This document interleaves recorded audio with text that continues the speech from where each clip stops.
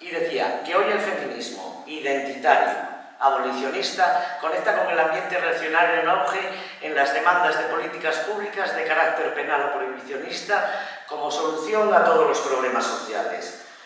El feminismo abolicionista identitario, su deriva autoritaria, punitivista y su encapsulamiento temático sobre prostitución es un debate sin solución ni posibilidades de acuerdo si no se plantea en otros términos como son derecho y acceso a recursos no condicionados. El abolicionismo, un sector con poder que pretende silenciar a mujeres que forman parte de organizaciones de prostitutas, sindicatos, ONGs y académicas. Las formas reaccionarias de anulación de sus discursos impiden los matices que un tema muy complejo hace que nos perdamos las diferencias en las demandas de las trabajadoras sexuales. Las reacciones furiosas en las redes sociales contra las trabajadoras sociales, sexuales y feministas que las apoyamos convierten en víctimas a todas las prostitutas, niegan su capacidad de agencia y su derecho a expresarse en público, deshumanizándolas completamente. Esta política de identidad tiene otra consecuencia oscura: los intentos de excluir a las transexuales, algo difícil de justificar en el marco feminista. Esta clausura convierte su ideal identitario en reactivo, doctrinario y dogmático.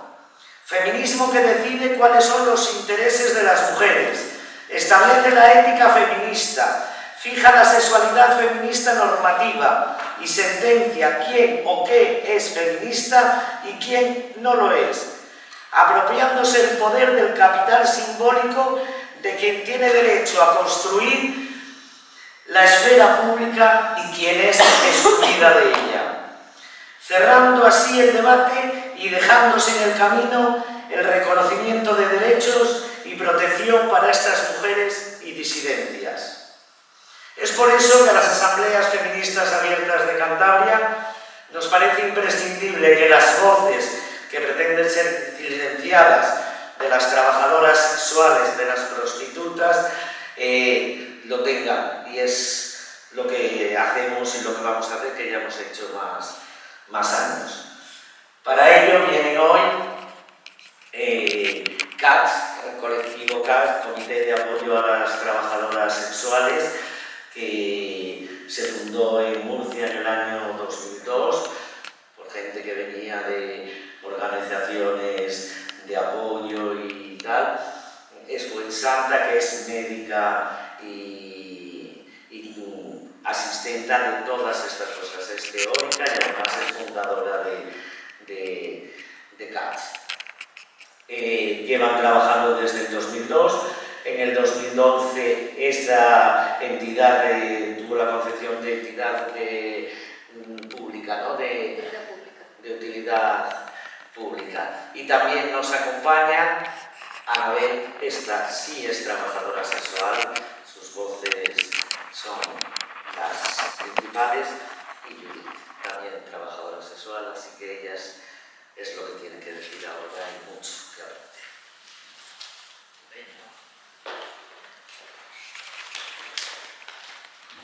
Bueno, voy a empezar yo.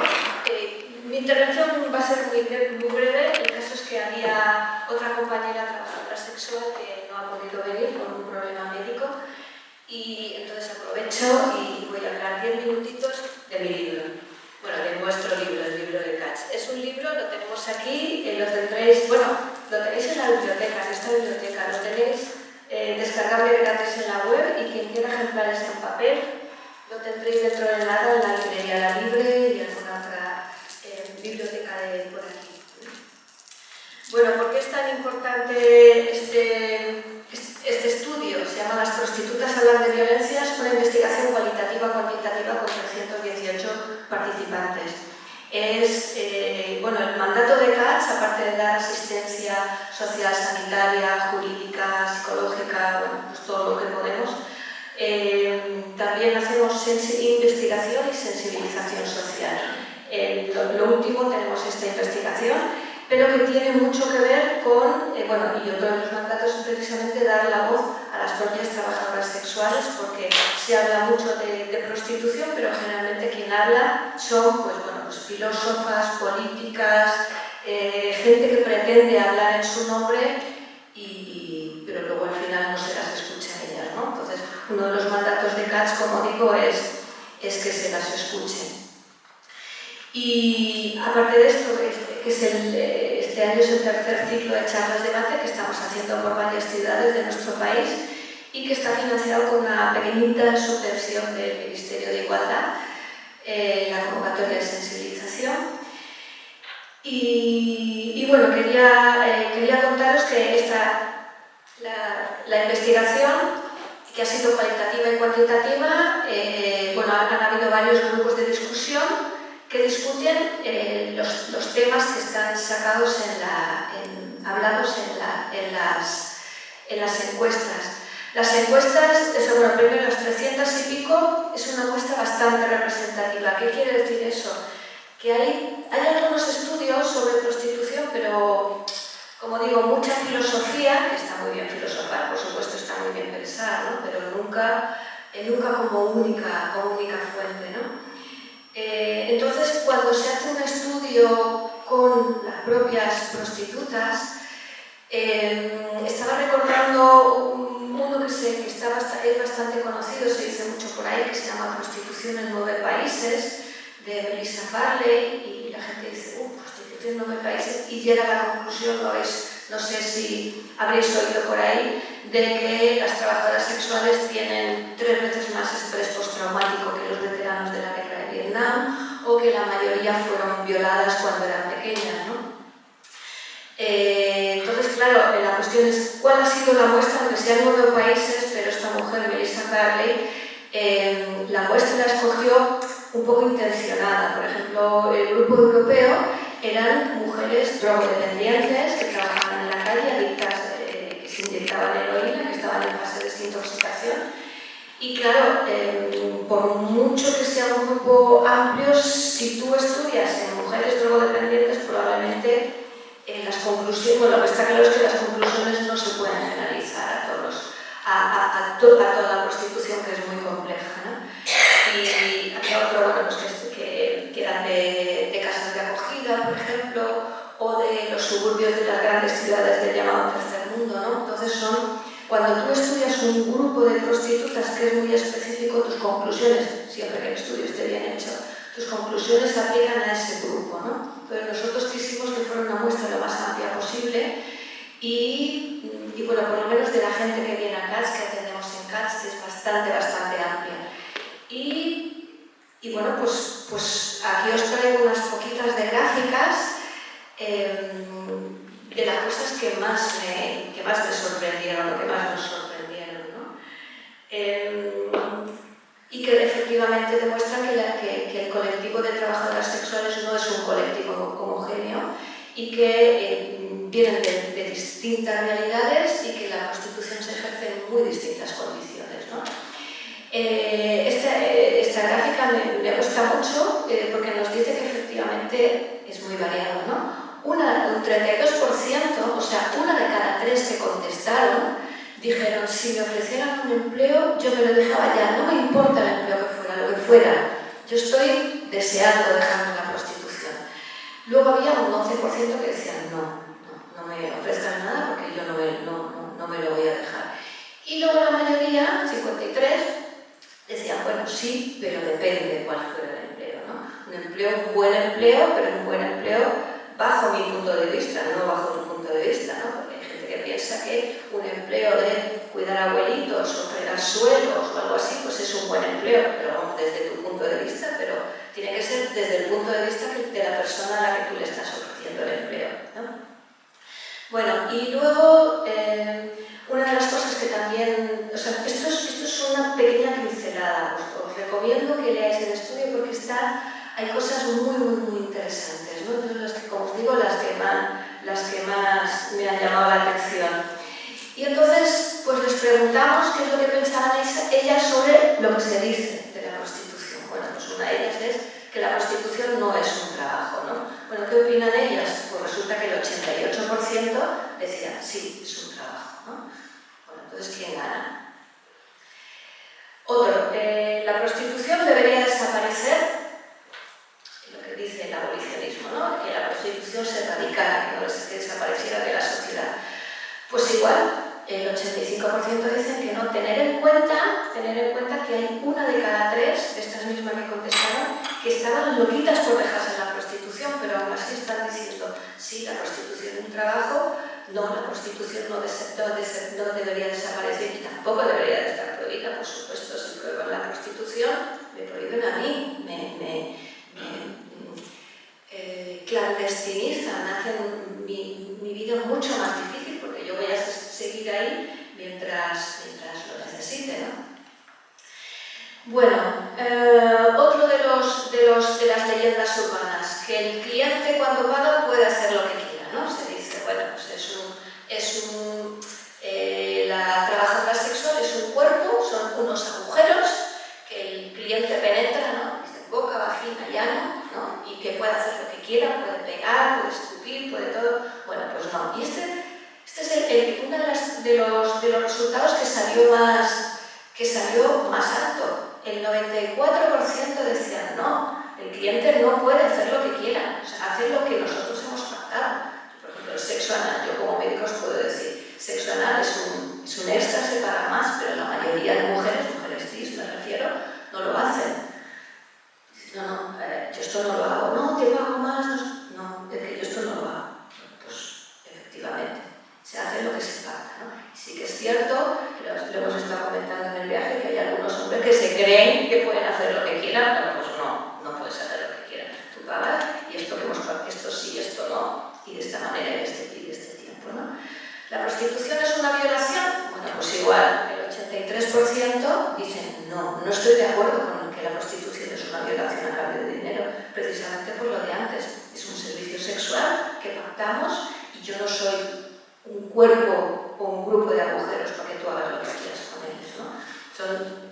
Y esto, insisto, este libro es pionero en el sentido de que son ellas las que están hablando, son ellas lo que dicen.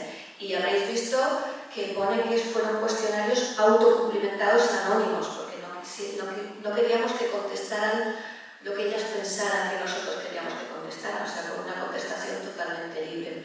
Otra sobre los clientes también, ¿no? Los clientes son maltratadores o abusadores. Esto me sorprendió porque yo pensé que la mayoría iban a decir, bueno, pues unos son maltratadores y otros se comportan correctamente. Bueno, pues no, el 57%, la mayoría dijeron, no, la mayoría se comporta correctamente. Cuidado, que hay clientes que son, hay hombres impresentables en todos sitios, lógicamente, ¿no? Pero la mayoría se comporta correctamente y un 36% decía, bueno, hay unos que son abusadores y otros que se comportan correctamente, ¿no? Y luego había un 4% que dice, sí, la mayoría intenta abusar de mí cuando puede. La trata. Bueno, nosotros no definimos trata porque es un concepto muy complicado. Si habéis leído el protocolo de Palermo es un poco complicado. Entonces, simplemente preguntamos, ¿a ti te ha obligado alguien a la prostitución? ¿Te obliga o te ha obligado a alguien? Es una pregunta mucho más simple. Cuestionario, si lo veis al final está, lo hicimos lo más sencillo, lo más simple posible. Bueno, pues el 90% decía, no, ni me obligan ni nunca me han obligado. Y luego había un 9% de personas que contestaron con que sí. De ellas, un 1%, bueno, ahí es un porcentaje tan pequeñito que el margen de error es amplio, pero en cualquier caso es una minoría. Un 1% que decían, sí, en este momento alguien me está obligando a la prostitución. Y el 8% decía, en el pasado me sucedió, pero ahora ya no, ahora sigo ejerciendo, porque era para mujeres que ejercían en este momento, y sí que nadie me obligue, ¿no? Y aquí otra pequeñita también, ya estoy terminando, porque solo quería aprovechar el espacio y darle voz a las compañeras. Estos son abusos que han sufrido de los clientes. Habla también de abusos de la policía, de abusos de los servicios sociales, de abusos de los lugares donde tú estás trabajando para terceros, para otros, ¿no? ahí se pregunta mucho sobre él, porque es un libro que habla de violencias, ¿no? Entonces, bueno, he traído esta diapositiva porque efectivamente el 57,5%, lo que más le había pasado, cuidado, que no es que el 57,5% de las veces me pase, es que el 57% de las que contestaron la encuesta, dijeron sí, me ha pasado alguna vez, que el cliente o se ha quitado el condón o lo ha intentado, ¿no? Esto que a lo mejor sabéis que hoy en día es un delito, ¿no? Quitarse el condón se convierte en un abuso sexual, en sexo no consentido. Otra también relativamente frecuente, no, la más frecuente también, la segunda es malos tratos verbales, que te habla mal, que considera que eres una mala mujer, tiene derecho a insultarte o a hablarte mal. Y eso es algo que no se debería permitir realmente. Otros que han exigido que le devuelvan dinero, o sea que la gente le ha exigido que le devuelvan dinero, y el robo también, ¿no? No sé si robo de clientes o de falsos clientes, de gente que se hace pasar por cliente. Y aquí otra, y es casi la última, es sobre la policía. La policía, hombre, debería ser, teniendo en cuenta que efectivamente es un oficio que tiene su peligro. La policía tenía que ser tu amiga, tenía que estar para proteger, para ayudarte, tú tenías que confiar en la policía. Pues, bueno, hay todo el verde y el azul eran personas que no habían tenido encuentro con la policía, ¿no? Y todo sí, bueno, pues de todo la mayoría, casi las 3/4 partes, ¿la policía te ayuda cuando lo necesitas? No, nunca. O, no, cuando necesitamos llamar a la policía no siempre vienen y ayudan. Y aquí algunos, sí, alguna vez, y había un 7% que decía, bueno, sí, la policía siempre que la necesitamos, la llamamos, pues vienen y nos ayudan, ¿no? Esto demuestra que es lo que está sucediendo ahora y que no debería ser así, ¿no? Bueno,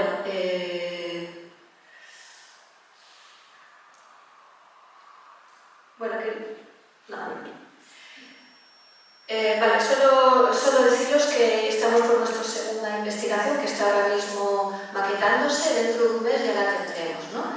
Efectivamente, la trata, la prostitución forzada es poco frecuente, existe, pero es muy poco frecuente, pero la explotación sí que existe, mucha explotación, sobre todo cuando tú trabajas para tercero, cuando trabajas por cuenta ajena en un piso, en un club, ¿no?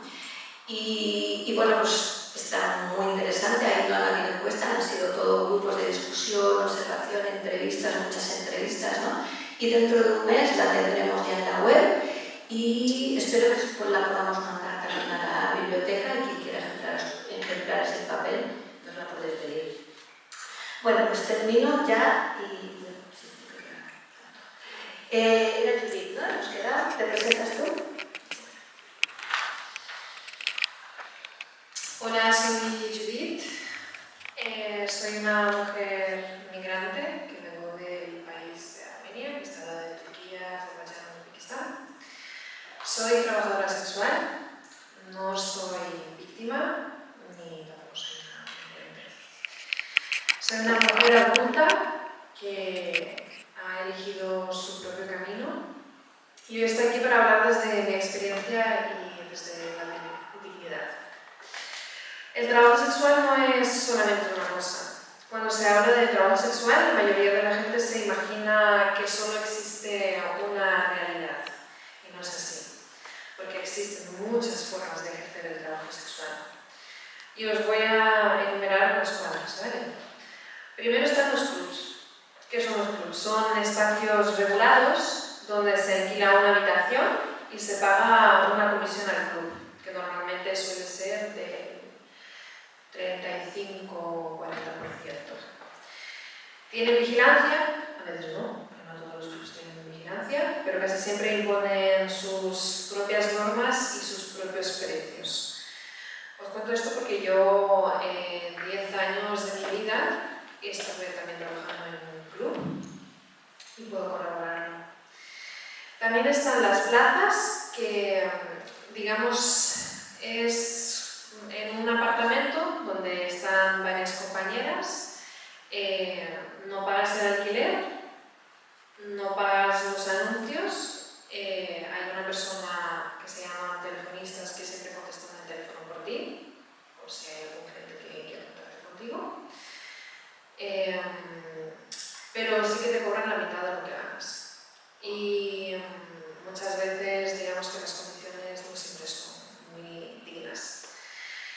Luego está la calle. Yo no tengo mucha información sobre esto, entonces no puedo expandirme mucho. Sí que las compañeras de la calle y compañeros están expuestos mucho a la policía y suelen ser las trabajadoras sexuales más independientes, pero las más perseguidas, porque hay un montón de controles policiales, siempre están con redadas y vigilándolas. Cuarto, somos las independientes, como soy yo y tanto mi compañera Lucía, que es donde gestionamos todo nosotras. ¿Cómo? Ah, perdona, es que le dije su putinnombre. Donde gestionamos todo nosotras mismas, donde desde los anuncios hasta el piso. Tenemos más libertad, pero tenemos también más riesgos, pues si nos echan del piso, si estamos alquilando un piso para nosotras mismas, pero lo estamos alquilando con una vivienda y alguien se entera de que nos estamos ejerciendo ahí el trabajo sexual, siempre hay un riesgo de que nos puedan echar.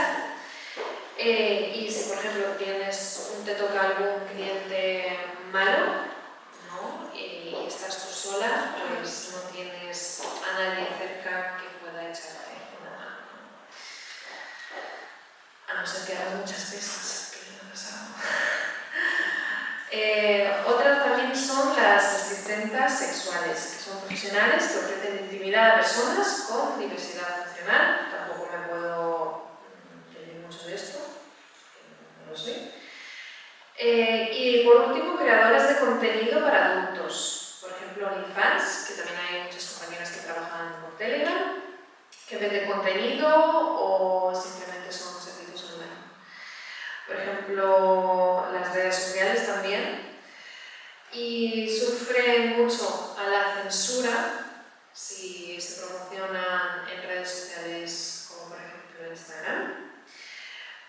Son vigiladas constantemente y por la falta de protección legal, porque cualquier persona puede coger su contenido y revenderlo o filtrarlo o hacer chantaje.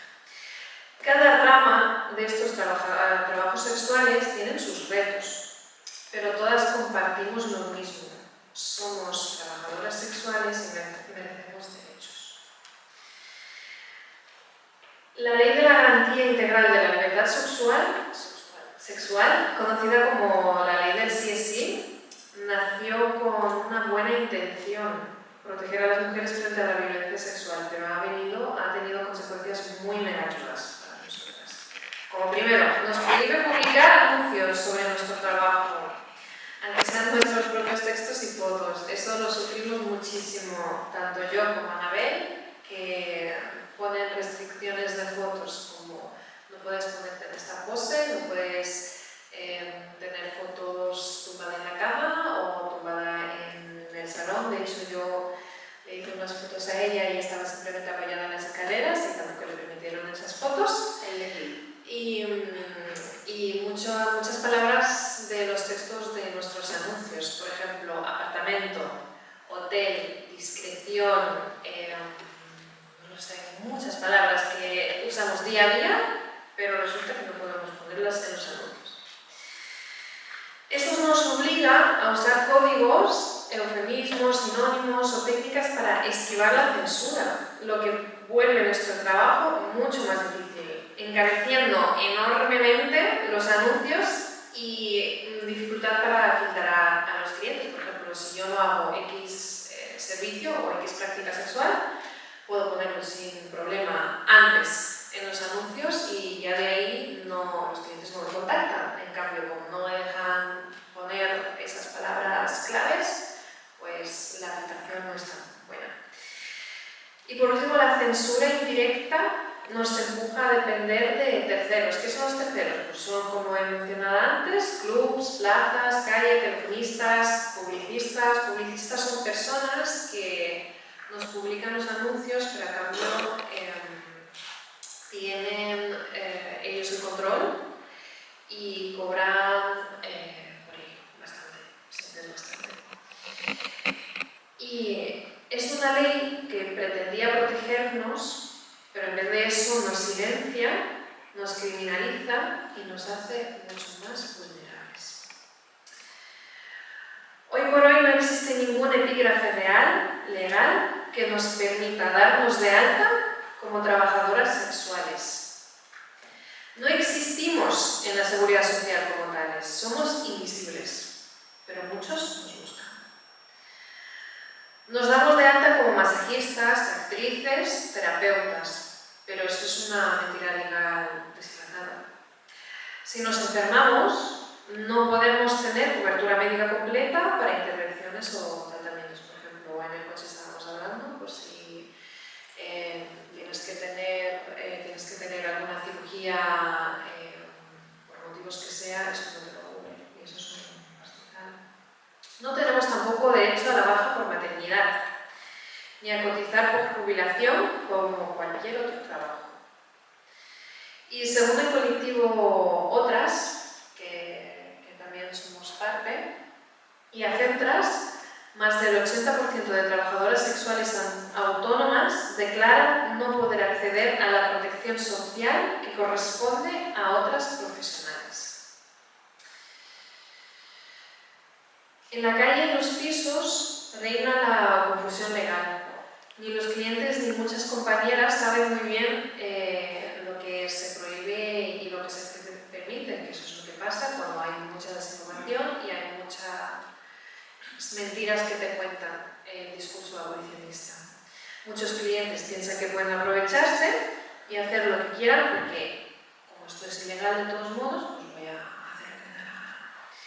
Y este es el bulo que crea el discurso abolicionista. Las compañeras tienen miedo a la policía, lo que nos deja más expuestas. Y hace recientemente me ha pasado que un cliente quiso forzarme a tener sexo sin protección y si no hubiera sido por otras compañeras que estaban ahí, pues tenía que encararme yo misma. Pero entre todas podemos echarlo. Pero esto no debería depender del coraje colectivo, sino de una ley que nos protegiera siempre. Y si yo hubiera estado sola, al final, créeme que hubiera sido totalmente diferente. Esto hace que muchas caseras tengan miedo y nos niegan el alquiler, que también me ha pasado. Alquilé una vivienda para trabajar yo y cuando tuvimos problemas con los vecinos, pues la casera dijo que no se puede y que te tienes que ir. Entonces, nuestras trabajadoras sexuales, ¿cómo podemos tener la seguridad de alquilar un piso en condiciones para simplemente vivir y ejercer nuestro trabajo como independientes? La policía nos trata como delincuentes. También me ha pasado a mí y a mi compañera. No investigan si estamos bien, no les interesa. Solo nos persiguen o nos amenazan con cerrar nuestros hogares, porque al fin y al cabo son hogares, donde vivo yo es mi hogar, aunque yo trabaje en él. El Estado no regula nuestro trabajo, pero sí que lo persigue. Y al perseguir a los clientes de cualquier tipo de trabajo, nos afecta indirectamente. ¿Qué tipo de justicia es esta? La desinformación genera violencia y el silencio nos hace vulnerables. Cuando se nos llama víctimas de forma automática, se nos quita algo que es súper importante, que es nuestra voz. La victimización sin consentimiento nos cosifica.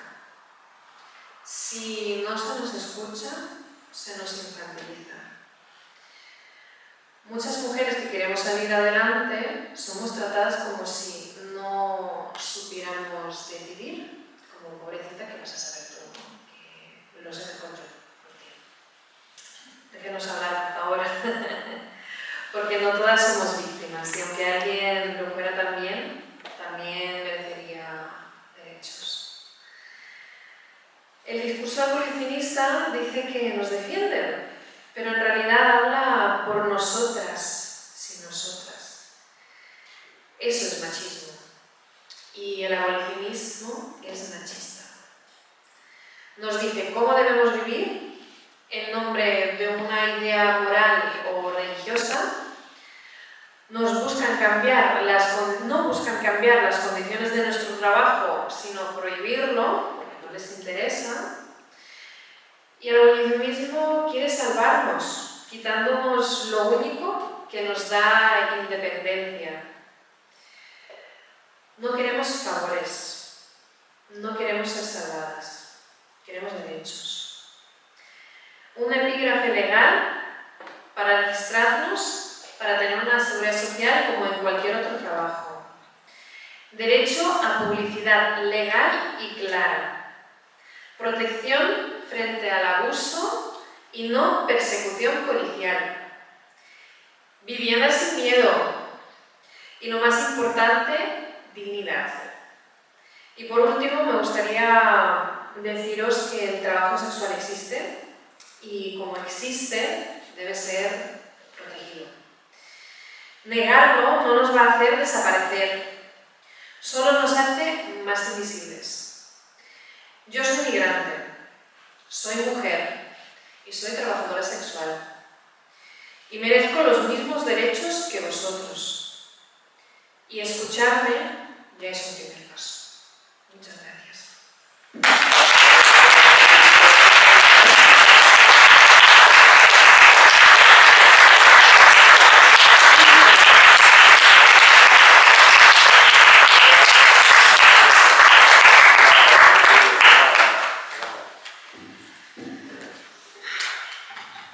Yo creo que poco me deja que añadir esta mujer.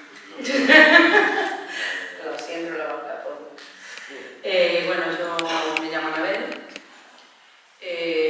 soy española, mamá y trabajadora sexual desde hace 7 años. He sido peluquera 25 años, en la cual he tenido mi propia peluquería, también tuve un negocio en su momento de hostelería. Y una cosa tienen razón las abuelas, que no somos, lo hablamos, no somos libres al 100% de decidir. Cierto, yo entré en la prostitución debido a mi gran vulnerabilidad en aquel momento. Pues me habían dejado una deuda a mis espaldas, con un negocio en la Hacienda y en la Seguridad Social y un desahucio de alquiler por no pagar el alquiler que no se sabía yo que no se estaba pagando. No voy a decir la cifra, pero muy grande. Y entonces pues necesitaba dinero rápido. No fácil, rápido. Yo tenía mi trabajo, y entré coqueteando con la prostitución. Obviamente a nadie nos educa. La sociedad no está preparada para normalizar la prostitución como un trabajo. Entonces, yo no entré siendo jovencita, entré ya, sí, sigo siendo una niña, con 40 años, y mi cabeza como que hizo un poco clac. Y al año más o menos lo dejé y bueno, yo trabajaba en la peluquería, trabajaba limpiando escaleras, que tampoco lo decidí libremente, lo de las escaleras sobre todo. Porque me acordaré toda la vida que tenía que limpiar sobre todo un edificio, un tiro de escaleras donde vivía un tío con una enfermedad, bueno, un tocado de la vida, que todo el edificio le tenía miedo porque tenía siempre la puerta de su casa abierta y le quemaba la puerta a los vecinos.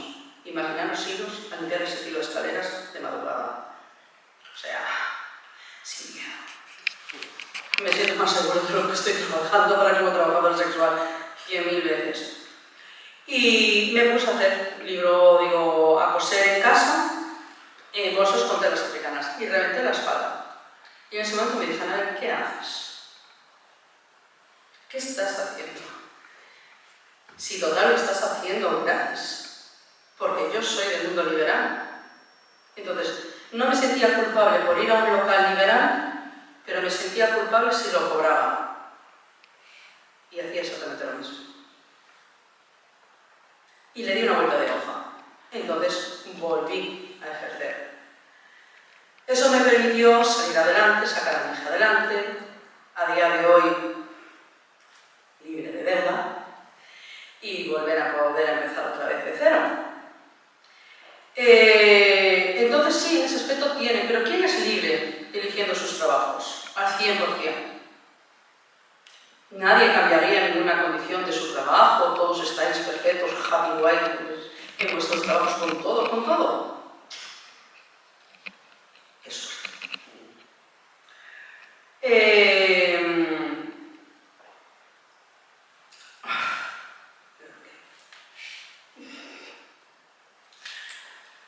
Pues a lo que yo iba diciendo, que en ese aspecto sí tienen razón. Pero eso no significa que nos lo tengan que prohibir. O claro, el discurso abuelo es, no, si nosotros a vosotros no os perseguimos, queremos perseguir, y les molesta que digamos clientes.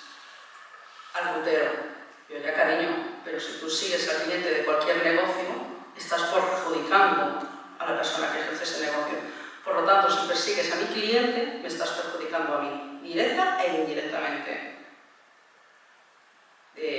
No persigues a mi cliente porque te reviento. Déjame comer, déjame trabajar tranquilamente y dame derechos. Derechos para, si pasa cualquier cosa, poder denunciar, poder reclamar y dejar de vender el humo, el bulo, de que ellos hacen lo que les da la gana, porque eso se lo está comiendo toda la sociedad y entre ellos los clientes, algunos clientes. Claro que sí. Claro que hay clientes que se compran el discursito de que pueden hacer lo que quieran. No, cariño, no. Aquí mando yo. Dentro de estas 4 paredes, el dinero es tuyo, pero las paredes son mías. Y dentro de estas 4 paredes haces lo que yo quiera. Y si te interesa mi visión, perder. Ese poder no lo he tenido nunca jamás en la peluquería. Porque si no está en la puta calle. Y a mí ha habido clientas que por mi físico me han agarrado la barriga y me la han amasado diciendo, uy, qué gordita, qué blandito está eso. Eso no me lo ha hecho ningún cliente. Bueno, no se me ocurre. No se me ocurre. Pues eso yo en la peluquería sí lo viví, entre otras muchas cosas. Y en hostelería ya me cuento, no sé si aquí hay algún camarero o camarera. Es que violencias las vamos a sufrir en todos lados, con la suerte de que si tú en tu trabajo sufres algo, puedes denunciarlo, puedes no hacerlo por miedo a que te despidan, porque a lo mejor tal, ojo, esas son cosas ya a mayores, pero sí puedes hacerlo. Pero yo, cuando el propio policía me va a decir que son gajes del oficio, porque además se por encima el discursito de que nos violan se hace cierto, que es lo que hablábamos antes fuera, es en plan, si todo es violación, nada es violación. ¿Cómo voy a denunciar una violación si ya se está diciendo que mi trabajo es violación? ¿Cómo voy a denunciar que me quiten el condón, que es un delito, si ya la prostitución es una violación? Es que afirmar eso, aparte, además de cuando la persona que dice eso se analiza bien lo que significa la palabra violación, pero de verdad alguien lo analiza, porque a mí me lo dicen continuamente, sobre todo en las redes sociales, porque yo soy muy activa en las redes sociales y recibo por todos lados. Es más, que eso vosotros no lo habéis visto. En un vídeo que tengo en Instagram, mi hija, que tiene 22 años, me hace un comentario. Fueron por ella.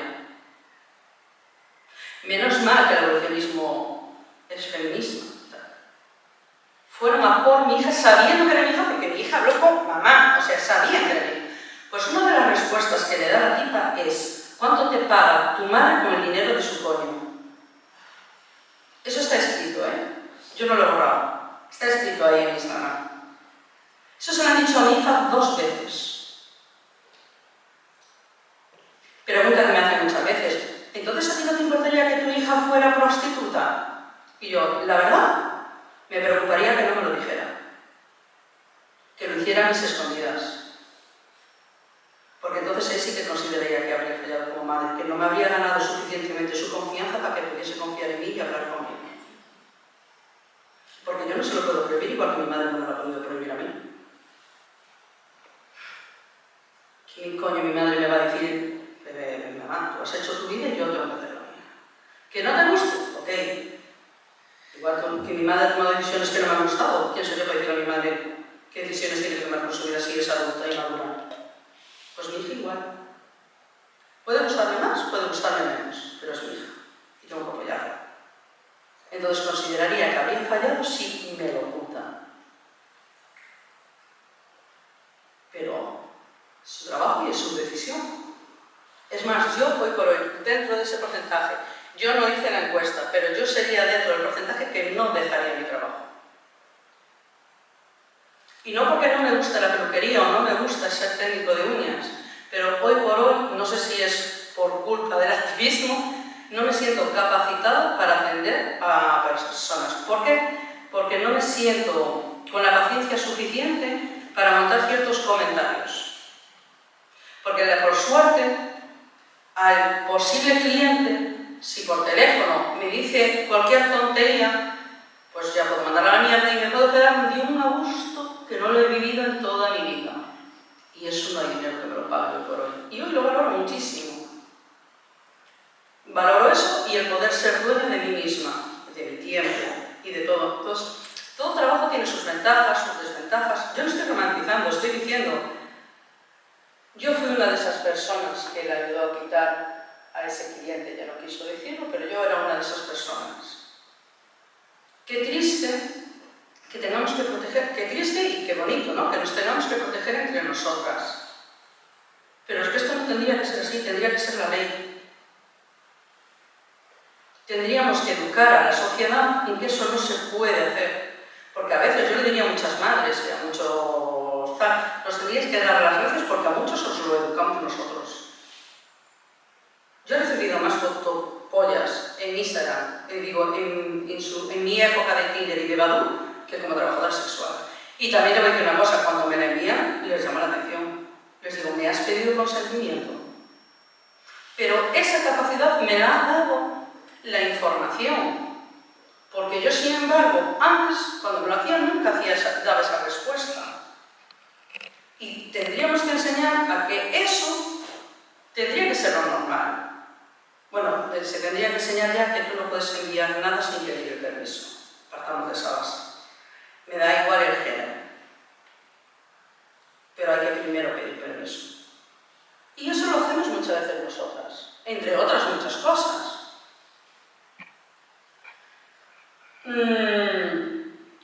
Referente a lo de el epígrafe, porque claro, me dicen, ¿te puedes dar de alta? Sí, claro que sí, me puedo dar de alta como masajista, como tal. Yo, por ejemplo, fui hace unos años, me operé del suelo pélvico y me hice la ligadura de trompas. El suelo pélvico se me complicó, es una operación normalita de todo, pero a mí se me complicó. Yo de aquella sí aún trabajaba como peluquera, compaginaba peluquería con el trabajo sexual. Yo como trabajador sexual estuve 4 meses sin trabajar. Como peluquera trabajaba los 3 días. No sé si se pilla la diferencia. Si pudiera darme de alta como trabajadora sexual, hubiera podido estar de baja como trabajadora sexual. Por eso sí es importante, porque cada trabajo tiene sus dolencias y sus y desventajas. Tiene sus historias. Y eso necesitamos cobertura. Nadie está mejor sin derechos. Nadie. Nadie. Todo ser humano se merece tener derechos. Luego otra cosa que dice, interés el regulacionismo. No, el regulacionismo está en Holanda y en Alemania. Una ley que está incluso denunciada por las propias trabajadoras sexuales de allí. Porque, por si no lo sabéis, es una ley que ha orquestado y que ha organizado la propia patronal. Entonces, las trabajadoras sexuales no tienen derecho a nada. Sí, es legal, pero no tienen derecho a paro, no tienen derecho a maternidad, no tienen derecho absolutamente a nada, más que a pagar y a trabajar. Entonces, no es lo que queremos. Nuestra guía es Nueva Zelanda, mejorándola, porque deja bastante descubierto a las compañeras migras. Entonces, esa parte queremos, desde luego, no dejarlas sin cobertura. Bélgica ha sido una pequeña copia de Nueva Zelanda y nuestra mira está hacia ahí. Algo que orquestemos nosotros. Por ejemplo, nosotros pertenecemos al sindicato Otras y en la página web tenemos un proyecto de ley. Un proyecto de ley que queremos presentar, que queremos que se escuche, que siempre se podría mejorar, por supuestísimo, pero ya sería un primer paso que nos escucharan, que nos recogieran ese proyecto de ley. Pero quien se mete en las redes sociales es que lo tenemos muy difícil, porque no tenemos apoyo. El apoyo es muy pequeño, muy mínimo, y necesitamos apoyo de la sociedad. El estigma pesa mucho, pesa muchísimo porque las violencias que sufrimos ya no es solo del abolicionismo, sino incluso de los cuerpos institucionales, la propia policía, pues lo que decía ella, pues la capacidad de ir a un piso, porque claro, pues por los anuncios ellos saben dónde trabajas y saben dónde está el piso, pero es que tienen el atrevimiento, que yo cuando me enteré, nos enteramos hace poquito de esto, le enseñan las fotos a los vecinos, o sea, como si fuéramos delincuentes. O sea, es que eso es muy heavy, hasta el punto que le rescindieron el contrato y tuvo que dejar. O sea, venga, vete para debajo de un puente. Yo lo viví, por ejemplo, con servicios sociales. En plena pandemia, mi hija tiene muchos problemas de salud y es de alto riesgo. Entonces, obviamente, el miedo es libre, yo tuve mucho miedo y no quise trabajar. Entonces solicité en Galicia, yo soy gallega, hay una ayuda que se le llama la Risma. No sé si la conocéis o lo que sea, pero bueno, es una ayuda de la Xunta de Galicia. Y yo la solicité. Y yo, que soy así de transparente y directa, me preguntó de qué trabajaba y pues, le dije que era prostituta. La tía se quedó un poco pillada y me dice, lo tienes que dejar. Y yo, sí, claro, por eso van a solicitar la ayuda, porque mi hija es de alto riesgo, estamos casi todas las semanas con ella en urgencias e incluso me han dicho que intentara llevarla menos porque, bueno, no era el momento como para quedarse ingresada. Y dice, bueno, no, pero es que si luego las quieres seguir cobrando, tienes que dejarlo. Y me quedo así, no dije nada, dije, tú dame la ayuda ahora mismo, que es lo único que a mí me interesa, me tallé, me la concedieron bien rápido, la verdad. Y a la revisión, a los 2 o 3 meses, yo trabajaba en una casa que iba dos veces a la semana. Había 3 horitas, iba hora y media y hora y media. Llego a la revisión, me hacen las preguntas, cosa que veo lógico, que te revisen para ver, oye, si sigues siendo merecedora de la ayuda, pues eso, perfecto. Y yo iba a empezar a trabajar. Y me dice, ¿sigues trabajando? Y yo, a ver, no he trabajado porque, repito, yo no me puedo poner en riesgo la vida de mi hija. Estoy trabajando, sigues en una casa, pero bueno, no tengo contacto con las personas. Me dice, bueno, vale, genial, fantástico. Y yo, pero bueno, yo voy a empezar a trabajar en lo otro. No, entonces te quito la ayuda. Y me quedo así, y yo, sea. Si trabajo en una casa, sí, porque es en el igual también, también no me tienen contrato en la casa. Pero si soy puta, no. Pues me la retiraron. Me quitaron la ayuda. A mí, en menos de 15 días, me llegó la carta a casa. Me la retiraron. O sea, si trabajaba en una casa de asistenta, no me preguntó si me habían dado de alta, si me habían asegurado. Eso no me lo preguntó en ningún momento. O sea, que buscar otras casas. No puedo. Yo necesito tiempo para estar en casa cuando mi hija está enferma. Y en una casa no le puedo decir a la señora, mira, yo no te voy a limpiar. Eso para mí es violencia institucional. A lo mejor para otra gente dirán, no, pues tenemos miras distintas. Y eso lo vivimos día a día. Tenemos una compañera también que es venezolana, yo no sé cómo te llamo, muy bien, que es venezolana, que por una falsa denuncia, ahora ya han pasado unos años y su niña es más grandecita, pero la niña cumplió 4 años estando en mi casa. Por una falsa denuncia le quisieron retirar a la niña. Y yo automáticamente la empadroné a él y a la niña en mi casa y me las traje para mi casa. Bueno, me traje a la niña y ella siguió trabajando en el piso donde estaba y siguió trabajando. Yo tuve a protección de menores y a servicios sociales en mi casa, que además la casualidad fue que cuando llegó a servicios sociales había sido la misma tía que me había retirado la ayuda. Y nos quedamos mirando y claro, aquí lo que no hemos podido es un beso. Y yo, fuera de aquí.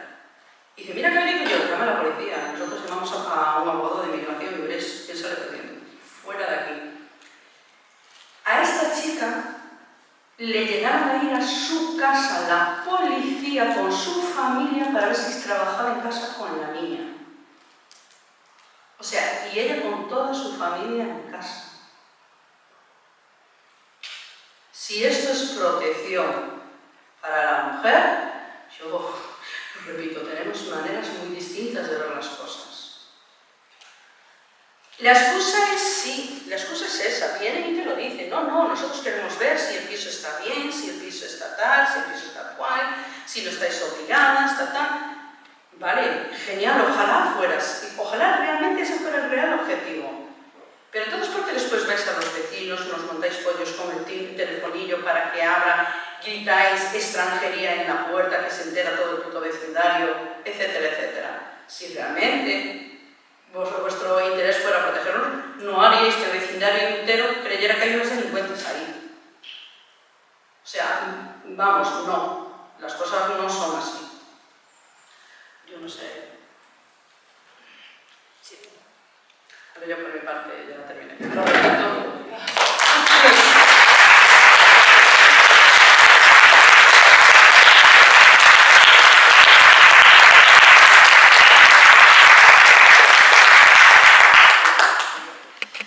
Bueno, pues justitas, nos ha ido justita, queríamos estar en la hora hablando.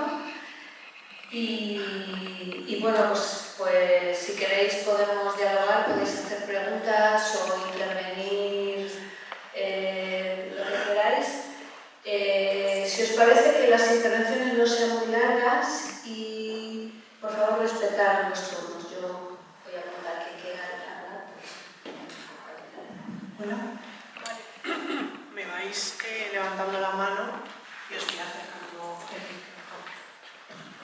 No todos al mismo tiempo, por favor. Así me gusta. Yo tengo una pregunta para ti, ¿no? En el momento en que la trabajadora social que denegó la ayuda te comentó algo más. Que el trabajo sexual era incompatible con cualquier tipo de ayuda a servicio público. Sin más. Sin más. Sin más. Sí, Es más, yo lamento mucho haber perdido, porque me tocó hacer un par de mudanzas y haber perdido la hoja, pero yo la hoja la llegué a llevar luego lo que es al ayuntamiento, a la asistenta social del ayuntamiento. Y la propia asistenta social me dijo, lamento decirte lo que te voy a decir, pero la culpa fue tuya, no se lo tenías que haber dicho. La sinceridad te ha perjudicado. Sí. No debería ser así. Sí. Porque la misma chica, que era una chica jovencita, la del ayuntamiento, me decía, esto no me lo puedo creer. Dice, o sea, es que realmente tienes todos los requisitos para tener ayuda. Vamos, te sobra. Y yo, pero es que tengo que mentir, porque yo sí me no mentí, que trabajaba en una casa 2 días a la semana, Podías trabajar en 4, si quisieras. Sí, y yo sé de muchas compañeras que lo ocultan, que no lo dicen. Y tenemos una compañera que incluso pasa en medicina, que ella tenía un problema médico y había dicho que, bueno, que era trabajadora sexual. Entonces todos sus problemas médicos tenían que ver con su trabajo, entonces no le hacían pruebas. No voy a decir en el estado que está hoy, porque no tenía nada que ver. Pero esperemos que nos dure muchos años. O sea, y yo, por ejemplo, que a mí me gusta hacer lo típico, yo en Galicia no tengo la suerte de tener una asociación como CATS para hacerme pruebas rutinarias tal, y fui a mi médico de cabecera. A mí me costó la vida para que me hiciera pruebas, porque no quería decirle no le dije que era trabajadora sexual, y me inventé que se me había roto un puto condón. Y me dice, pues ya estás mayorcita, pata, y yo.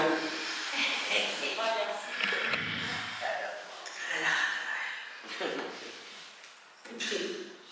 Y es eso, te encuentras que es un estigma para muchas cosas, pero a ver, eso no lo puedes evitar, ese miedo. A mí me pasa que yo tengo una hija adolescente.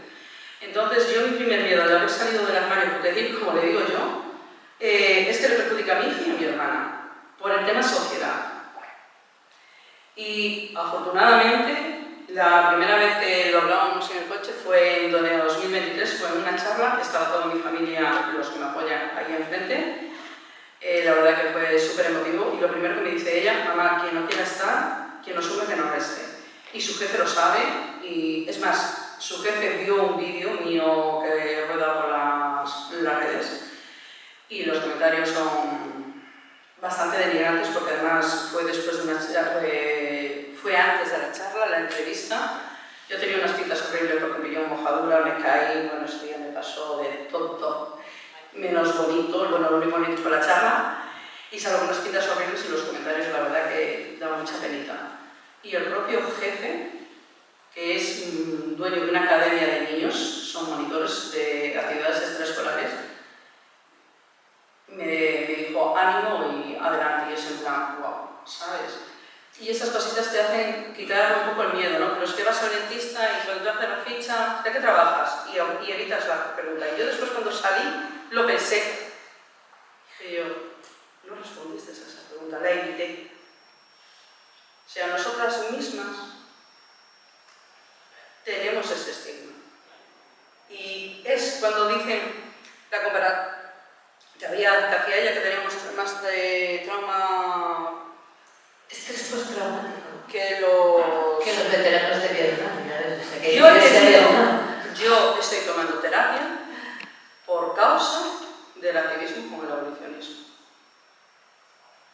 Y esto es real, porque yo soy muy activa en las redes y a veces Twitter me quema tanto, pero no es Twitter, es la gente, el abolicionismo, que hay momentos que tengo que desconectar y eso a mí sí que me ha despertado muchos viejos fantasmas míos. O sea, mis traumas no me los hace mi trabajo, es más, mi trabajo me ha dado agencia. Yo he sido consciente, y esto fui consciente en una de las primeras charlas que hicimos, que creo que tú estabas, esto ya fue hace unos añitos, con el sindicato, una videoconferencia que se hiciera, y un compañero, porque también hay chicos que ejercen el trabajo sexual, que esto no es exclusivo de las mujeres,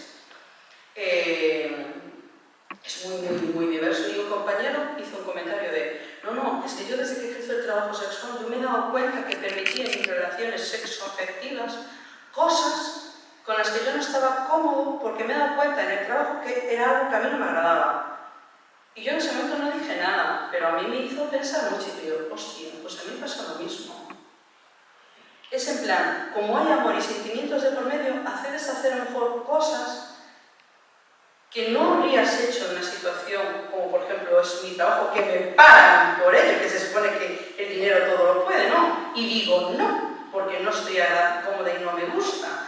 Y sin embargo, en mis relaciones personales como sexoafectivas, sí las he permitido. O sea, al contrario, yo me temo que yo, personalmente, volvemos a repetir. Y lo que decía la compañera, que la falta de información hace que hay clientes que sí se creen que pueden tomarse eso, pero también hay compañeras que se creen que realmente no pueden poner límites. Porque, bueno, nosotros sí que somos unas personas que solemos hablar con las compañeras cuando estamos así en pisos y nos gusta dialogar y hablar, y cuando a lo mejor le dices, no, es que yo le dije que no a esto, y a veces las caras, Juan, las caras. Y entonces le dices, pero claro que puedes decir que no, claro. Y te toca hacer un poco de trabajito con ella. ¿Y eso dónde viene? Del bulo que se vende, porque se lo compran algunas personas, pero se lo compran incluso nuestras propias compañeras. Por eso la información es tan importante. Perdón, qué mal. Había otra persona por ahí que quería hacer una pregunta, me pareció ver. No exactamente una pregunta. No, toca el micrófono. Solamente algo que yo siempre he pensado y he visto, que no lo impresola, lo han hecho muchos, que es prostituir. Todos nos prostituimos. Todos vendemos nuestro trabajo. Unos venden el cuerpo, otros venden las almas. La inteligencia física y química que produjo las mujeres. ¿Qué es prostituirse? Esa es la pregunta que haría posible una educación real sobre los temas. Muchas gracias. Completamente de acuerdo.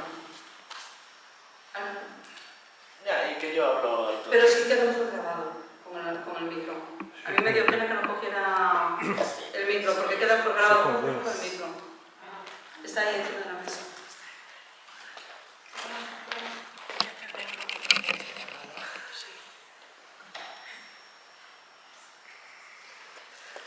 Sí, bueno, si la condición o si se pusiese el epígrafe de trabajo sexual, que no sé si corresponde al Ministerio de Trabajo, al Ministerio de Justicia, a la despenalización, no sé, en fin, que si se tuviese el epígrafe de trabajo sexual, disminuiría bastante el estigma machista que se tiene sobre las putas. Es que estaba echando más cuenta el micrófono que No sé si se oye un poco mal.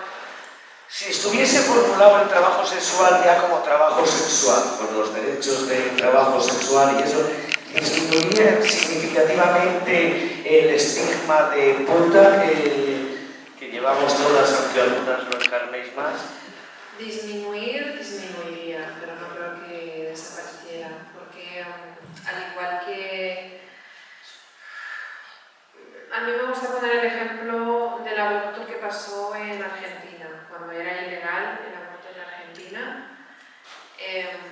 Seguían habiendo abortos de muy mala calidad, por así decirlo, si eso se puede llamar de calidad, en sitios insalubres, sin nada de higiene, con profesionales, saber tú cómo lo... Claro, como matasanos. Y cuando ya dieron el derecho de poder abortar, que no quiere decir que obliguen a todas las mujeres a abortar, simplemente dar el derecho a abortar, que cada mujer decida qué hacer con esa situación suya, pues de repente todo mejoró, ¿no? Que no desapareció, pero joder, mejoró. Entonces, también pongo el ejemplo de los años 60, 70, creo, cuando pasó el boom del SIDA con los hombres homosexuales, con los médicos, ¿no? Cuando empezó el boom del SIDA, todo el mundo echaba la culpa a los gays, diciendo, es que ellos lo propagan, es que ellos son unos viciosos, es que ellos no sé qué, no sé cuánto. Al final la gente les machacaba muchísimo. Es que el machaque se queda muy poco, muy cortito.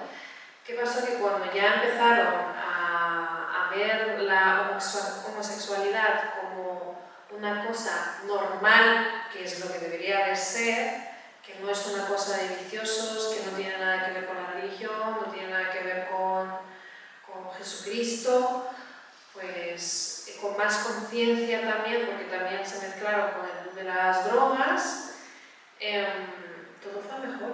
Entonces, si esas dos cosas fueron lo mejor, que podría haber ante la quema de brujas, pero eso ya es como muy antiguo, porque esto no puede serlo, ¿no? Si nos dan derechos, porque no puede desaparecer el estigma o los clientes, ¿no? Por ejemplo, si un cliente va a saber que puede salir impune en lo que haga, no va a tener nada que le pare. Pero si en cambio sabe que hay algo que está haciendo mal, que lo va a parar, hostia, se lo pensaría 2 o 3 veces antes de hacerlo. Creo que respondemos. Sí. Nada, por decir otra cosa, que me gusta mucho que tenéis el derecho de admisión bien marcado, ¿no? Decidís mucho, que parece por ahí que hay una idea que es muy abusiva sobre todas vosotras y que hace lo que hagan, y sin embargo tenéis bien marcado el derecho de admisión, o qué hacemos, o qué... Se refiere a los clientes, ¿no? Sí. También digo que es un trabajo de cada persona, de chico o chica, de marcar límites. O sea, no todo el mundo nace con una habilidad innata de decir, oye, aunque yo no quiero esto, yo necesito aprender a comunicarte lo que no me gusta. Se puede decir tanto en el ámbito de las relaciones sexuales con parejas, por ejemplo, ¿no? Una novia o un novio, digo, mira, cariño, no me gusta que me hagas esto, pero no se lo comunica. También el aprender a comunicarlo, voy a decir, oye, esto no me gusta y no va a pasar nada si yo te digo que no me gusta. Quiero decir, no me vas a dejar, no me vas a abandonar, no me vas a dar la espalda. Pues hay muchas compañeras que no saben hacer, pues hay que aprenderlo también. Es trabajo individual propio y no es un camino fácil. Pero bueno, lo que yo te voy a retomar lo que dices, es un trabajo individual, pero es que eso pasa en todos los trabajos. Tú, por ejemplo, en una empresa hay unos horarios abusivos, hay unas normas abusivas, el sueldo no es el correcto. No todo el mundo, son 15 personas, trabajadores, no los 15 trabajadores van a poner límites. Y van a luchar, es más, a lo mejor lo hace uno o dos solo y los restos de los compañeros incluso lo van a ver mal, porque eso pasa a veces. Esto pasa en todos lados. Entonces esto es un trabajo, ahí sí que es un trabajo colectivo. Y ahí sí que necesitamos de todos. Y tiene que ser educacional. Y tiene que ser educacional desde abajo. ¿El estigma sí se rompería con poner un epígrafe? Yo difiero, yo pienso que no. Nos daría a nosotros más derechos. Nos sentiríamos más seguras. Incluso la que no pone límites le daría seguridad. Porque a pesar de eso, yo conozco muchas inmigrantes que pagan autónomos como comerciales, como no sé, 1000 cosas. Sí, que los hay, ¿eh? Más de las que a mí incluso ha sido algo que trabajando de independiente así en pisos y hablando con compañeras incluso me ha sorprendido. Que yo esa parte tampoco me la esperaba. Sí las hay, pero claro, no le da derecho, les da miedo y luego el doble estigma. Esto tiene que ser un trabajo de la sociedad y no nos queda de otra.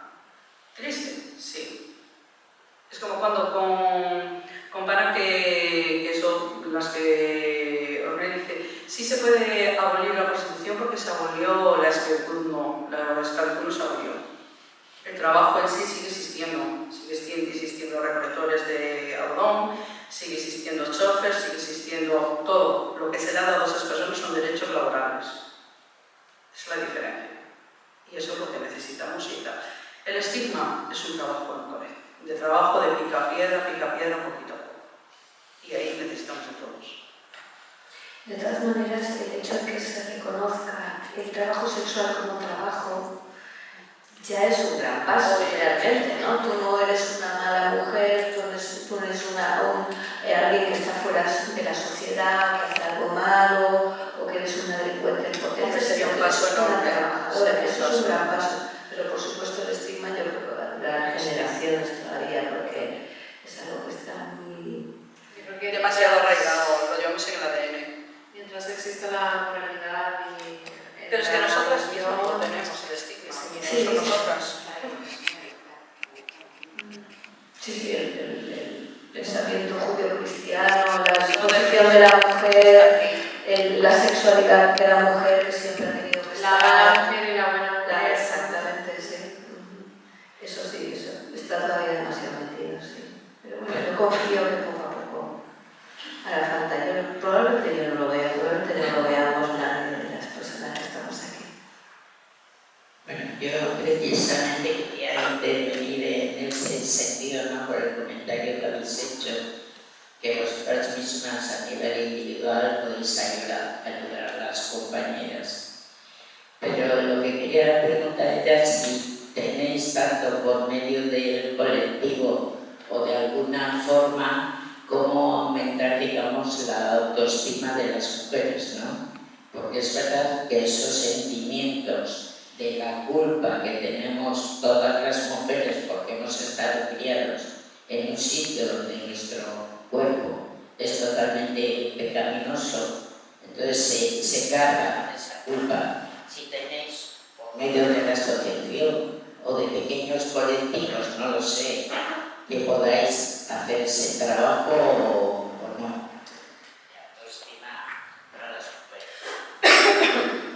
De hecho, en las asociaciones de CAS, bueno, ahora no sé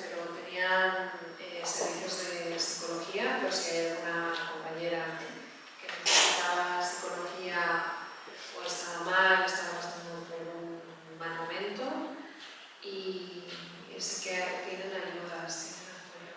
Pero desgraciadamente este trabajo muchas veces es muy solitario, es muy divisorio, muy de lucha, ¿no? Las mujeres se separan en vez de hacer una piña de ¿por qué tú no haces esto? ¿Por qué no haces esto? ¿Por qué trabajas más? ¿Por qué trabajas menos? En vez de vernos realmente como una manada, ¿no? Como una tribu, que estaría súper bien que nos vieran así y nos viéramos, validarnos también de que se te ha pasado esto, nos toca un montón, vamos a intentar solucionarlo las dos. Pero como tiene tanta carga emocional, muchas veces este trabajo, como tiene tanto estigma, acaba afectando mucho a algunas personas y se encierran en sí mismas, a lo mejor pues hoy empieza a hablar o no empieza a hablar. Pero sí, yo creo que con todos los trabajos también pasa. Yo cuando trabajaba en supermercado, yo allí la época que peor lo pasé trabajando fue allí, porque no había para nada compañerismo, siempre había rivalidad, con mi jefe pues tampoco era una relación más amorosa, ¿no? Que no podías, como dice mi compañera Anabel, no podías contestar a algunos clientes o clientas lo que te pasaba en ese momento con la cabeza, te lo tenías que morder, y claro, morderte la lengua, pues si no lo sabes manejar muy bien, si no lo sabes filtrar, pues se te queda estancado, ¿no? Pero es un trabajo de cada persona, saber cómo manejarlo. Sí. Y ahora me venía a la mente que yo antes preguntara aquí a los chicos. No ayuda que no hay prácticamente en España casi asociaciones pro derechos. Entonces yo preguntaba, ¿hay aquí alguna asociación pro derechos? Claro. Si vas a una asociación que la hay, además es hiper famosísima, que recibe unas subvenciones, una cantidad de dinero a nuestro nombre, en nombre de salvar a las prostituidas en situación de prostitución. Digo así porque así alguna persona irá cayendo, ¿no? Y que después ese dinero va realmente gastado en publicidad, pagar a influencers para que hagan propaganda de la abolición, etcétera, etcétera. Si estas compañeras, que además van a piso, porque yo vengo de La Riña, he estado en Murcia, y lo primero que te hacen, se nota que se meten en las páginas, y es llamarte. Mira, soy de tal, necesitas pum, pum, pum, pum, pum. Claro, normalmente, nosotras que tenemos información, preguntamos el nombre de la asociación, bicheamos, cuando te llaman la siguiente vez y dicen no, porque tú eres abolicionista, además se quedan que no se lo espera. ¿Por qué? Porque eso no se lo responde ninguna. ¿Por qué? Porque falta información.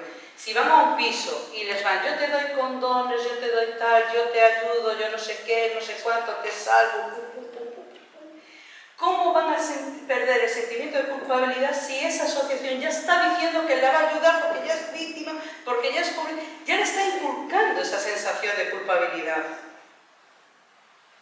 Entonces, el trabajo es más difícil porque desgraciadamente asociaciones como CAS, Afrentas y pocos más hay, poquitas más hay, desgraciadamente, no hay. Yo, por ejemplo, ahora mi paso era, pues he estado por aquí unos meses por la zona del sur y dije, bueno, ahora voy a quedarme por aquí nada y me voy para Galicia. Y es intentar ver si consigo buscar para poder contrarrestar esa falta. Esa es mi gran, por ejemplo, ilusión. Conseguir hacer una red de apoyo pro derechos en Galicia. Porque, ¿cómo? Yo entiendo perfectamente, he entendido su pregunta un montón. Pero es que partimos de la base que las asociaciones que son ya parten desde que ellos mismos le inculcan esa culpabilidad. Entonces es imposible, es un círculo que no puede salir. Yo, por ejemplo, donde trabajo en Galicia tiene una entrada prohibida.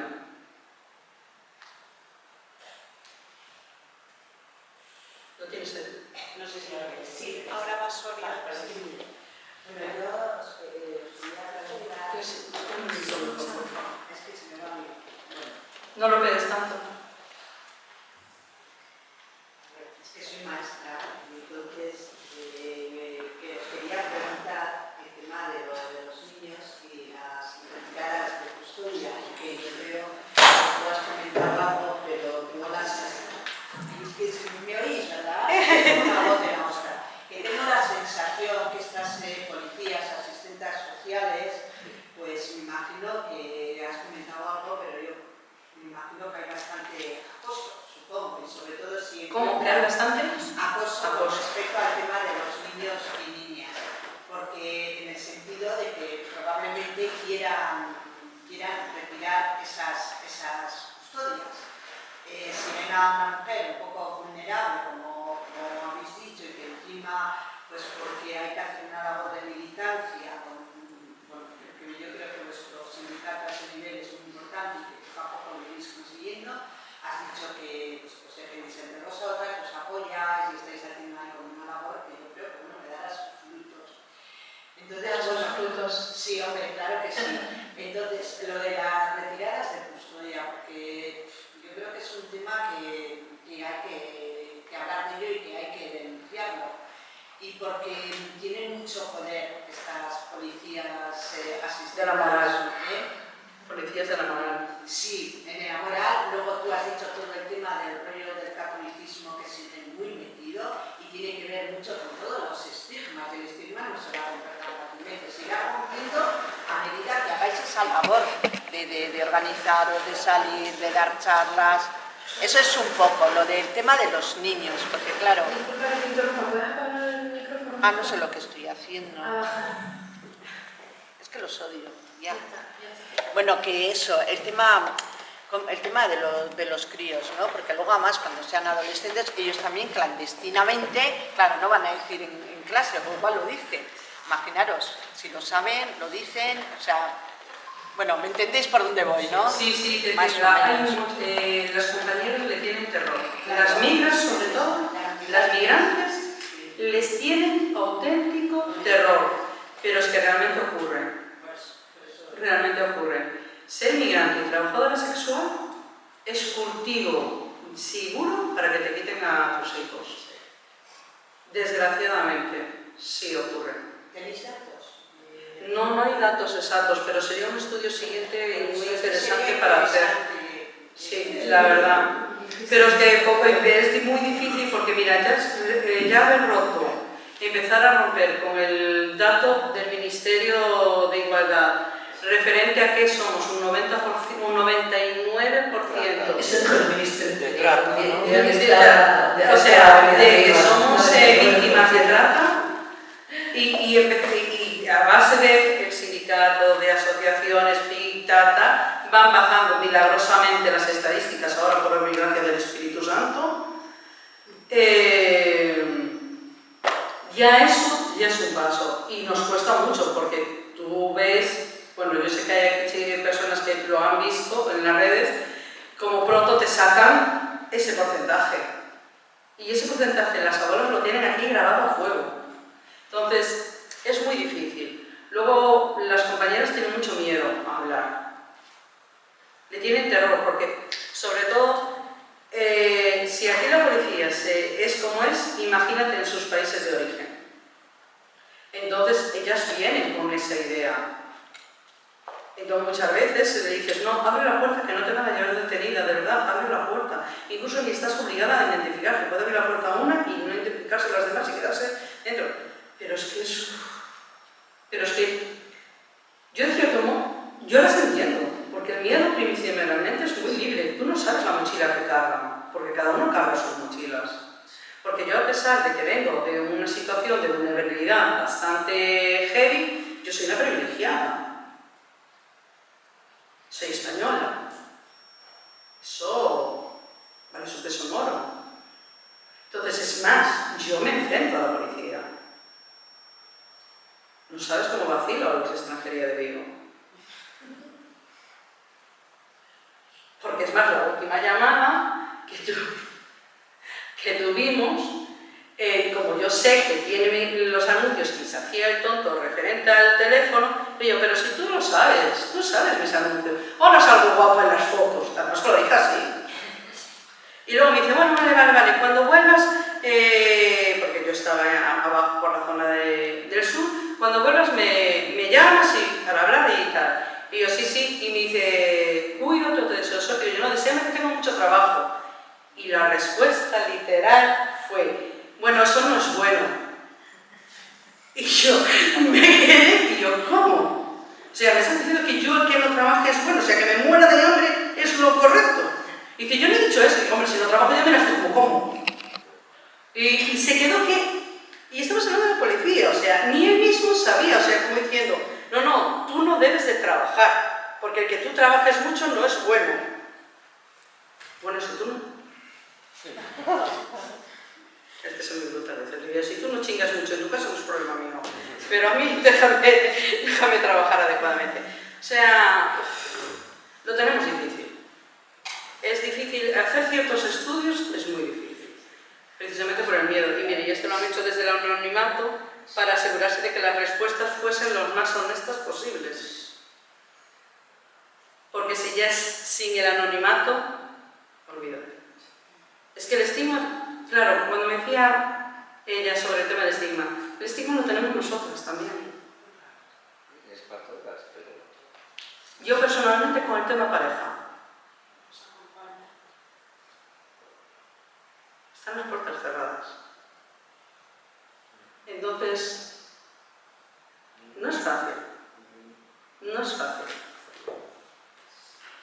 Y esa cara se lleva el poliamor, ¿no? Le cierran las puertas cuando hay... Sí, pero es que hay gente que no concibe que pueda ser trabajadora sexual y monógama. No lo entienden. Y es como que se pisa eso un poquito.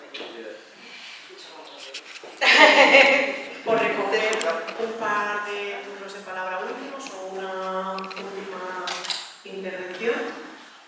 ¿No? Sí, claro. Chacha. Estabais hablando antes de esas asociaciones que llegan a vosotras, ¿no? Que contactan por las cosas, por los anuncios. Yo, por ejemplo, he trabajado en una de esas asociaciones, no digo que estuviese correcta la actividad, pero sí que quería... sí que intentábamos desde lo más crítico que se podía actuar. Eso sí. Luego te voy a entrar algo a favor. Me alegro.